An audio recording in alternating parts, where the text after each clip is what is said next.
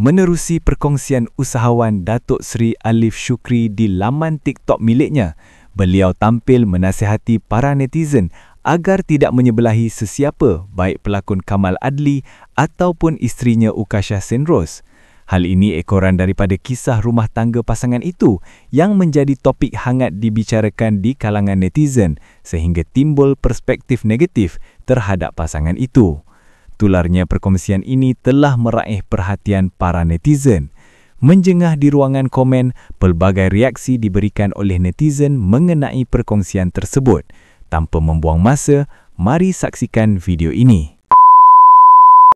Allahu Akbar korang, kepada netizen semua, dengar apa cakap. Dalam cerita ni, korang jangan berpihak kepada sesiapa, ke Ukasha ke Kamal ke, biar mahkamah yang buat kerja. Sebab bila kat mahkamah, segala bukti, kamera, video, saksi semua ada.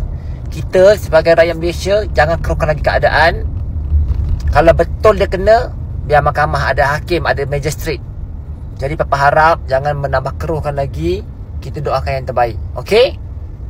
Sebab kalau kat mahkamah ni dek, air kencing, saksi, sentuhan, video, semua jadi bukti.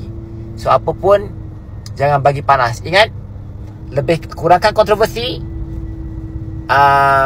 tambahkan prestasi, melodi. Betul tak? Komen sikit.